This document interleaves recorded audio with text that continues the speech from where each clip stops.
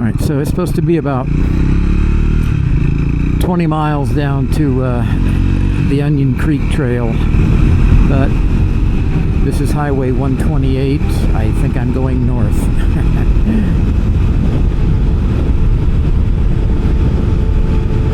And it's a 45 mile an hour speed limit, so we'll just take a leisurely cruise up. I know there's a fantastic bike trail that goes through here. I don't really know how long it is, but I know it goes through here. Yeah, kind of hard to beat that, isn't it?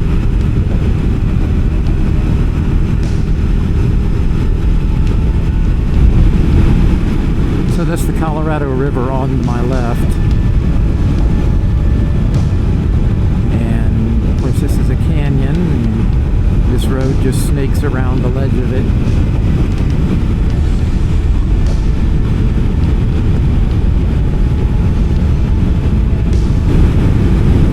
Island in the river. Yeah, these formations of, what would you call that? Orange or copper stone formations. Fantastic.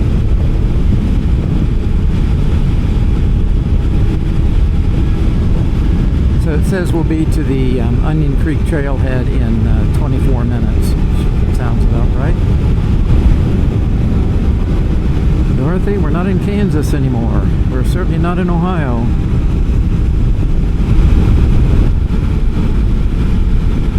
It's great that Utah puts in all of these pull-offs. I mean, every couple miles it seems there's a pull-off. Especially, obviously, if there's a scenic view, they have a pull-off. You can get out of your car or jump off your motorcycle and take pictures. Just admire the view. I remembered to turn on my Garmin Sat Nav, my InReach 2, so Nancy and the boys and one of my friends should be able to track me. And I'll send periodic updates. I remembered to send the message that I was starting my trip.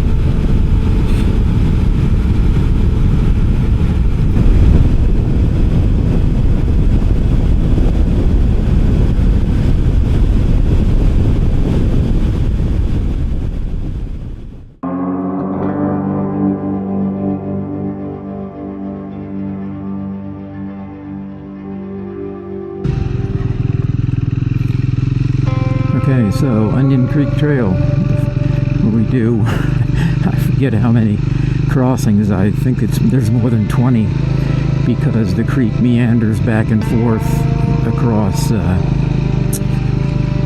across the road many times.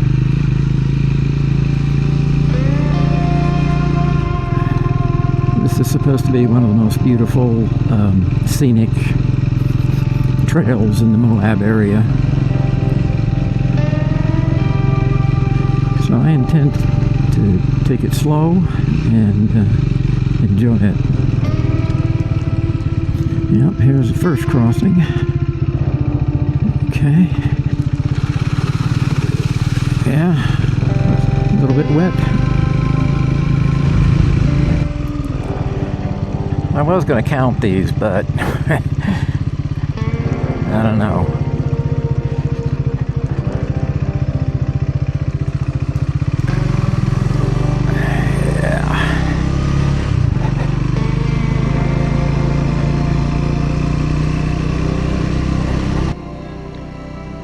As you can see, right from the beginning, Onion Creek Trail is fantastic, and you'll see me throughout the video when I'm focusing, when I'm shooting back at myself.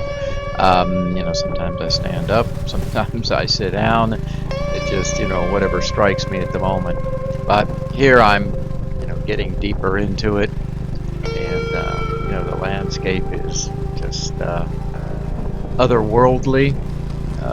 From my perspective, sometimes you feel like you're on Mars, like here, but it's just an awful lot of fun because you don't know what you're going to see, around the next corner, and you're pretty sure whatever you see is going to be fantastic. The farther you go in, the more grades that you go up and down, which is fine. That's part of the fun. But I enjoyed this from the very beginning.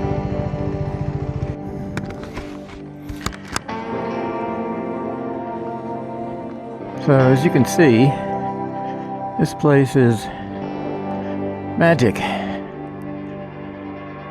Just spectacular.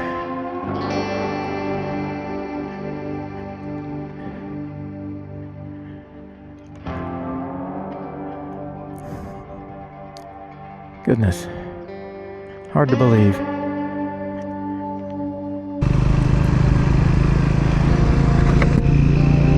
If I remember correctly, this is part of, or maybe one end of, the Kokopelli Trail.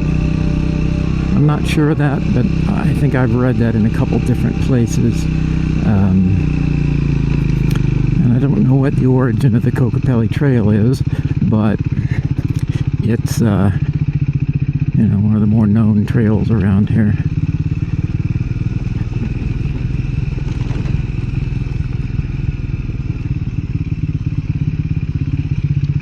Okay, as you can see here, and you've already seen a couple times,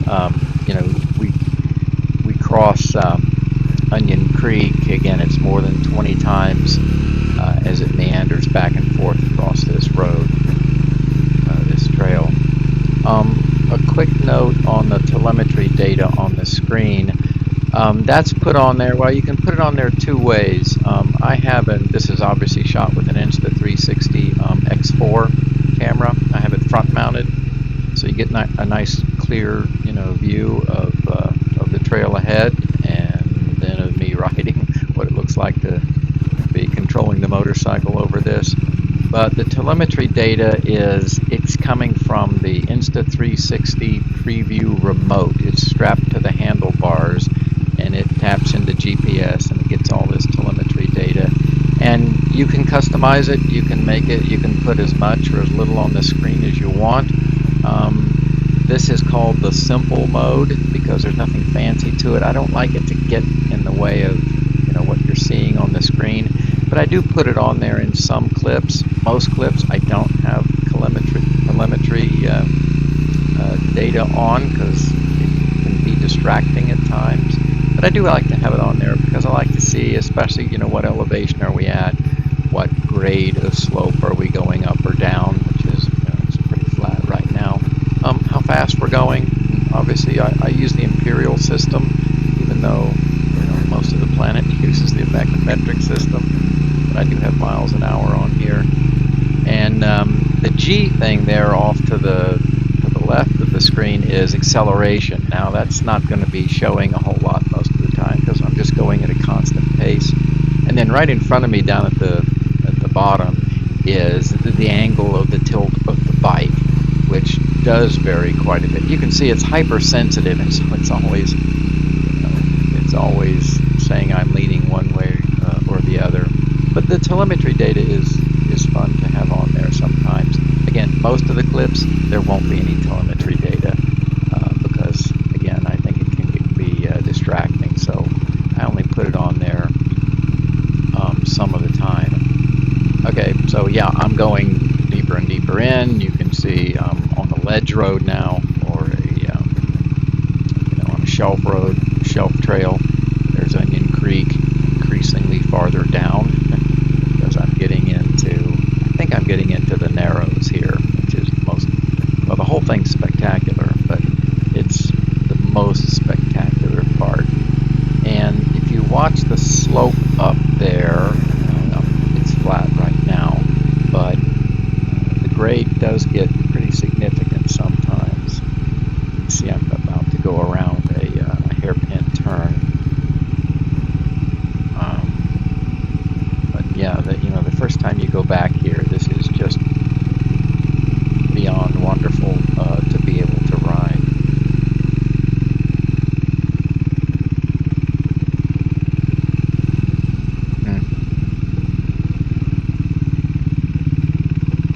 Yeah, this was a lot of fun. I think I'm getting close to the bridge and I pull over here. I think this is after I pulled over at the bridge. I had to adjust the cameras and I forget to do what else. And after you pull over the bridge, no, here's where I'm going to pull up and take a break by the bridge. Again, I had to adjust my cameras. I try to keep the lenses clean, but it's pretty tough when you're splashing water all the time. So you'll see some specks on them, like right there. Okay, yeah, here we go. We're crossing the bridge, and this gets kind of technical. I know it doesn't look like it on the camera, but it does. This was bouncy stuff, and the road gets narrower up here, and you have to watch what you're doing, or bad things can and do happen. Yeah, I took the telemetry data off here, as you can see. I wish I hadn't actually, because this was actually fairly steep. It got narrow. You can see they've carved it back into the rock, so you have some space. Yeah.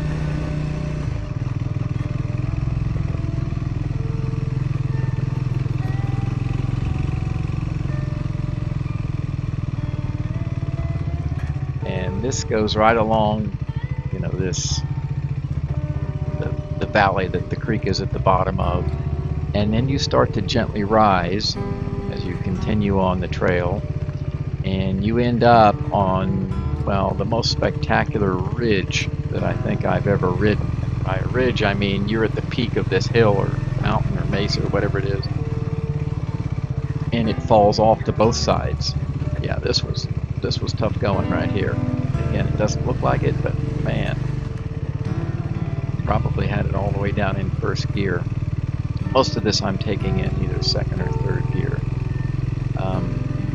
I had the gearing changed on the Scrambler. I had the gear ratio changed with an installation of a 15-tooth front sprocket, because from the factory the Scrambler 400X it's geared like a tractor. It's geared to take bigger guys than me up and down mountains with a full camping pack on, and I just didn't need that much torque. It has plenty of torque for me and all my stuff with 15 tooth, and I think it changes the gearing by 7%, and so you're just not shifting as often, and on the highway it's much smoother when you're cruising 60, 70, 75 miles an hour. But the gearing is no problem here. In fact, I still start off in second gear a lot of times. You know, if it's flat, or certainly if I'm going to go downhill, I'll start off in second gear, just gently. But again, when you need torque because you're going up really steep grades, you drop it into first. It's got plenty of power, even with the gear ratio changed with the 15-tooth front sprocket. You can actually hear and maybe see a little bit. This is quite a steep downhill grade, and then later on down here you really get into some steep stuff. Not only steep stuff, but steep stuff with hairpin turns. You really have to be on the ball. Yeah, here I'm starting to get to running this ridge line here. You can hear I'm a little bit speechless because this is weird. It's a ridge. Usually you have sand, kind of like water, in lower areas, not in higher areas, and this was the opposite of that. Here you're up at the peak of this ridge, as you can clearly see right now, and you're on slick rock, and you actually had pockets of deep sand. It's sand throughout it, but you would run into these patches where, you know, the sand would be, you know, 2, 3, and 4 inches deep, and they would, you know, just come out of nowhere. It seemed like, again, most of the time you're on the solid slick rock. But look at this. This is an awful lot of fun to ride through. I think later on I go up on another ridge line that's equally spectacular. Yeah, it wasn't this first ridge. I think it was the second ridge line up ahead, where you're on top of everything and you can actually see way off in the far distance the La Salle Mountains, and they snow-capped and everything. I think they're snow-capped pretty much year-round. But this was an awful lot of fun. And I don't know what the explanation is for where the color of the hills changed. They have a green and gray cast to them. You can see that here in the video. But they were an awful lot of fun to ride through. Yeah, we start going back to lower terrain now. We start crossing Onion Creek again. Back and forth and back and forth and back and forth it goes. But this was an awful lot of fun to ride. And there we go. See, it's not deep. Only a couple inches. But I was really enjoying this.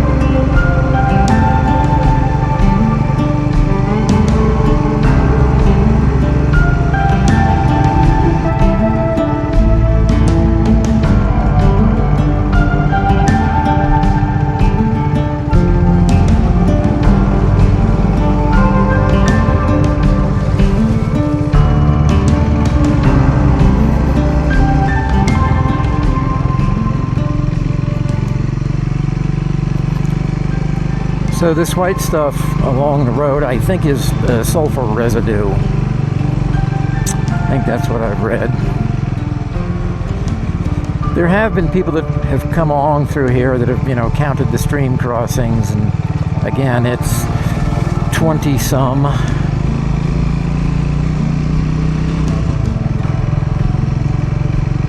Yeah, I see why this trail rates, as it does. Considered one of the most beautiful in Moab. It's considered a mild trail. Mild is a relative term. It's a very bumpy trail, but it's not, hard in the sense of being dangerous at all, as long as you keep your wits about you. You get a mixture of light sand. There is some slick rock. And of course, there's a lot of rocks. So it's a bumpy ride, but not too terrible. As they say, I've been on worse, and I have. Oh, 10% grade on a hill, alright? Alright, let's go up this. Just keep it in second and cruise on up it.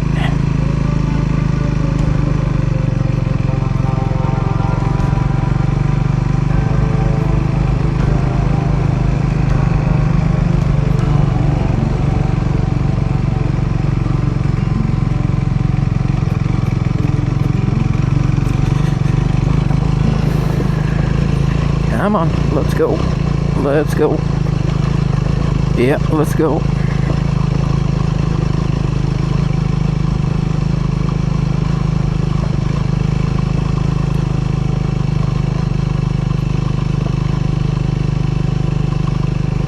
Yeah, there's a view.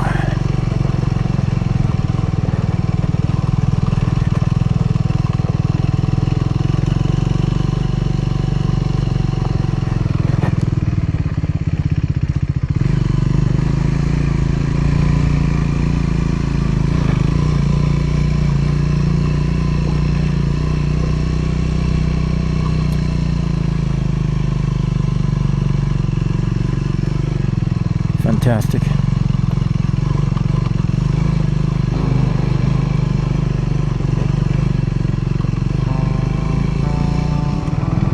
The Dunlop Trail Max Raid tires are exactly what I should have put on before I came out here, so I feel good about that decision. Because they're gripping. You know, you probably could do this on the original tires, but not as well.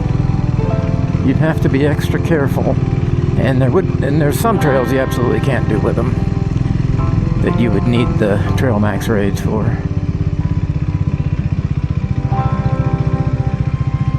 Four-wheelers, two-wheelers, everybody's here.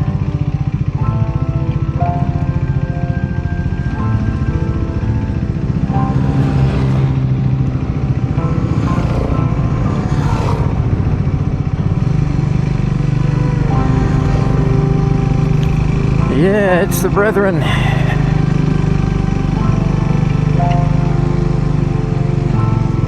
Look at this. Yeah. Careful. This is a beautiful ridge. Fantastic. I want $1 for every time I say fantastic on this trip. I could pay for the trip.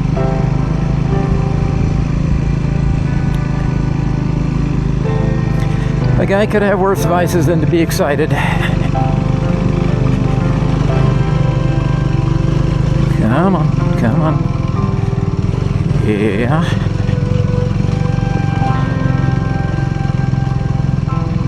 There are some challenges.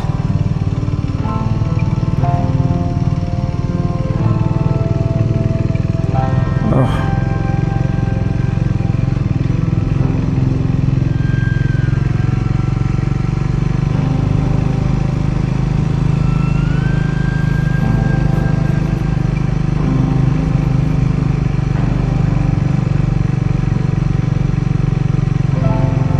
Yeah, like right here, this is an incline off to my right, and these tires are gripping it really well. If you had lesser tires, they might not grip it as well. I can choose, different lines with these because I know they'll grip.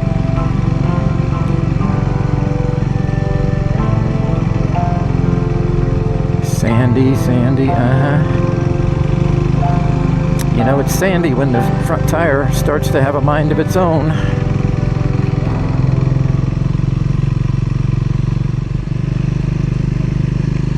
Look at this valley.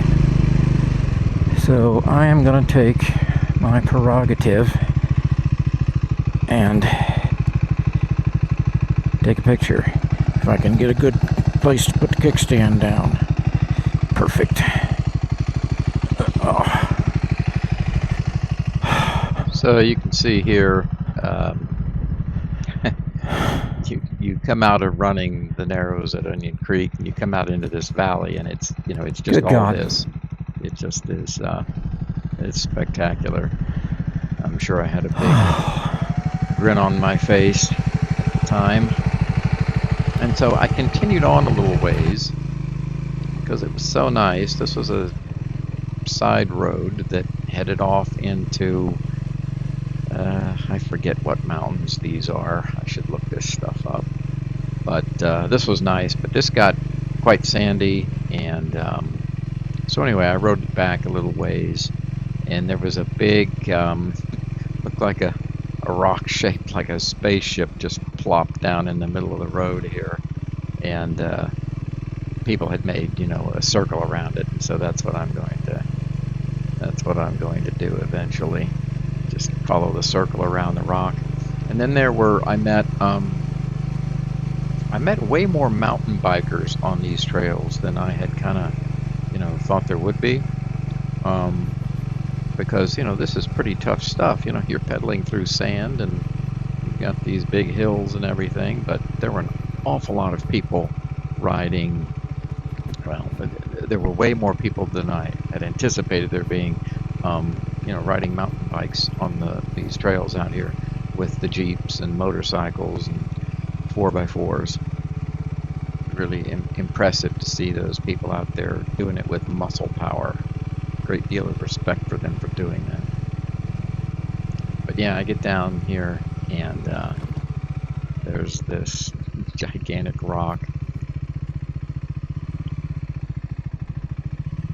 And people had just made a path around it, which you'll see here in a minute. Yeah, here we go. And you see, you always have to be on guard because these roads just fall off into these little ditches and gullies and sometimes ravines. Yeah, there's the rock, and then we go around it.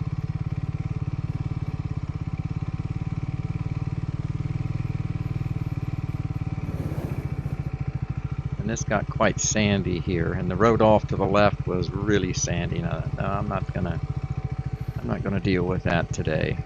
I've ridden in sand quite a bit, but you have to be circumspect about which circumstances you ride in the sand. Yeah, here's a couple more mountain bikers.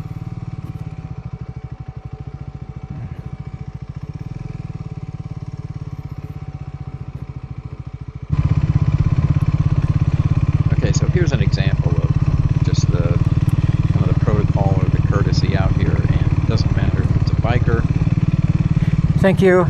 Yep. Everybody kind of gives the right-of-way to the faster vehicle.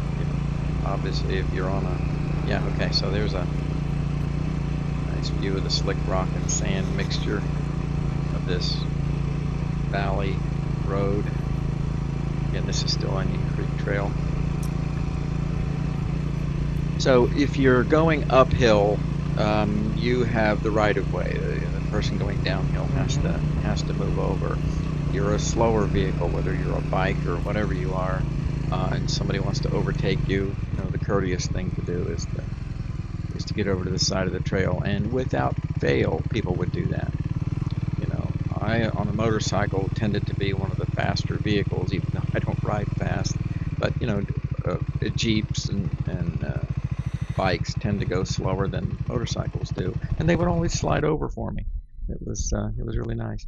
This was a side road that I went out into the desert and just stopped the motorcycle, got off, and soaked it in. I walked around a bit.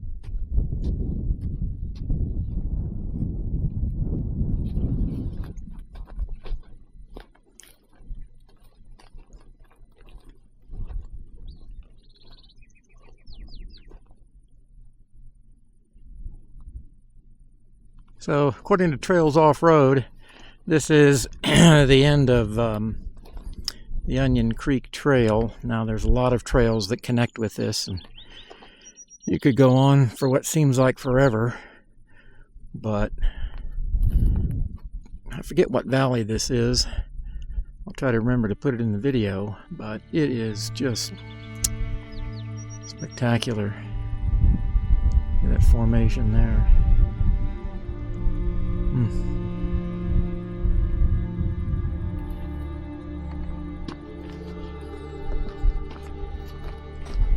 These gullies.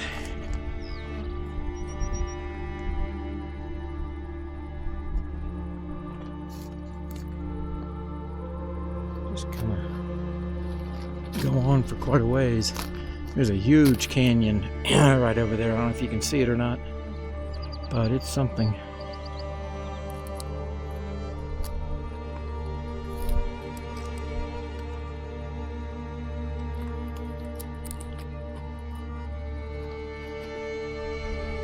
Alright, so let's get back and run Onion Creek the other direction.